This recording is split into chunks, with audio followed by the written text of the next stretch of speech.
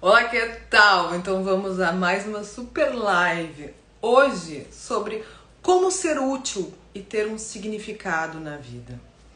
E por que a gente fala sobre isso? Porque se tu parar pra pensar, todas as vezes que tu te sentiu bem, plena, realizada, é bem provável que tu estavas sendo útil.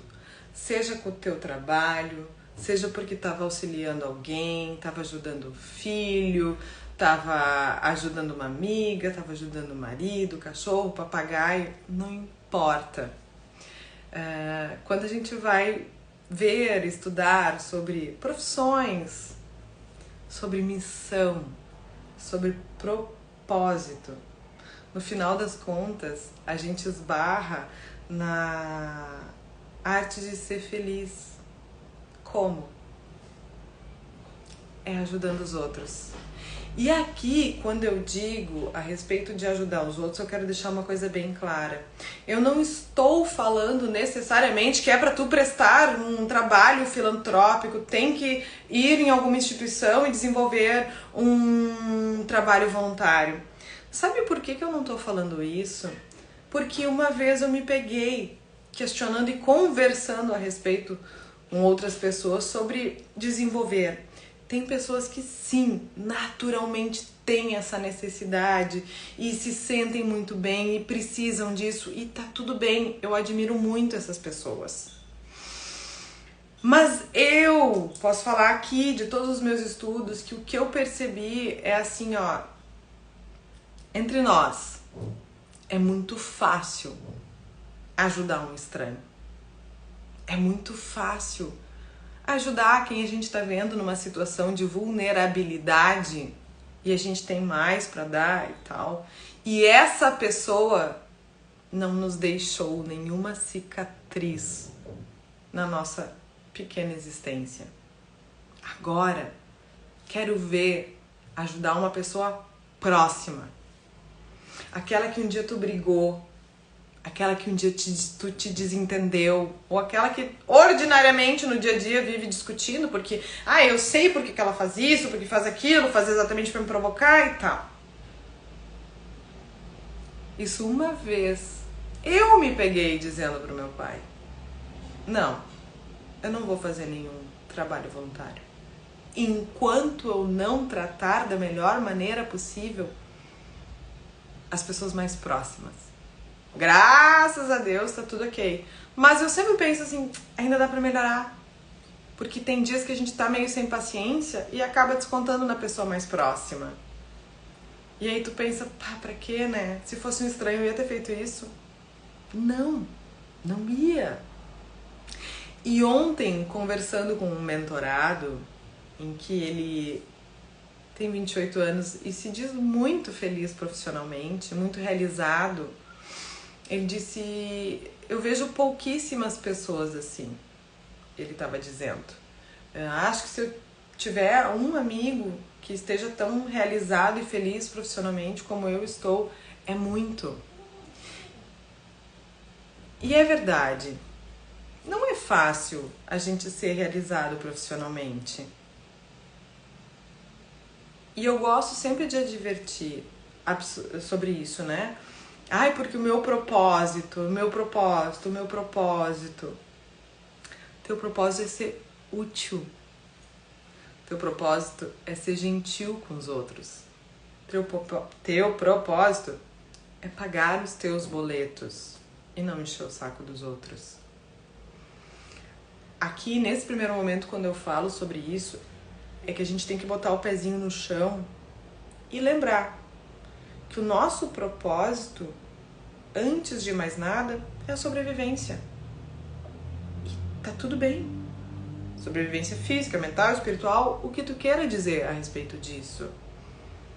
Quer dizer que todos os trabalhos vão ser maravilhosos quando eu descobrir meu propósito? Eu vivo meu propósito com o trabalho que eu desenvolvo. E tem dias que eu não tenho saco. Mas eu vou lá e faço, porque é um trabalho. Mas não adianta de nada eu viver esse sonho mágico do propósito se esse propósito não me der retorno financeiro. Imagina que tu tá tentando buscar teu propósito. E aí tu tá tentando... achei! E aí tu começa a trabalhar com o teu propósito. E ele não te dá R$1 de retorno. Tu acha que tu vai continuar tendo esse propósito? Tu vai pegar ranço dessa atividade. O que eu quero dizer com isso é que depois que tu tiver estabelecido pagando as tuas contas, se tu trabalha com algo que tu não tem ou tesão, aí sim, te programa e planeja buscar algo. Mas sobre significado, isso vai ser independente da atividade que tu estiver exercendo. No livro Harvard, ou melhor dizendo, no livro O Jeito Harvard de Ser Feliz, eles trazem uma pesquisa de um pessoal terceirizado num hospital. Eles trabalhavam na limpeza. E aí mostrava quem era mais feliz. Perguntando para uma mulher o que ela achava, qual era o significado do trabalho dela. Ela disse assim: nossa, meu trabalho é importantíssimo, porque se eu não fizer bem feito a minha limpeza aqui, pode ser disseminada uma infecção hospitalar generalizada. Não só isso, é tão bom quando eu vejo os médicos e os pacientes entrando e sentindo aquele cheirinho de limpeza que eu fiz. Já um colega de trabalho dela só diz assim: eu venho aqui, presto meu serviço e vou embora, só quero saber do meu dinheiro. Qual é o grau de felicidade de cada uma dessas pessoas? Percebe como tem diferença aqui? Então, o significado que uma dava para a limpeza que ela fazia no hospital era algo magnífico. Ela via a importância no que ela estava desenvolvendo. Ela via utilidade no trabalho dela, então daí ela dava todo um significado. Ela também percebia o bem-estar que ela causava nas pessoas em volta por conta do cheirinho de limpeza. Já uma outra pessoa, desenvolvendo o mesmo trabalho, entrava mal-humorada, permanecia mal-humorada e saía assim como se a vida fosse acabar, ou tipo, tanto faz, só quero meu dinheiro. Tipo, não, só tô aqui fazendo meu trabalho, ninguém dá bola pra mim.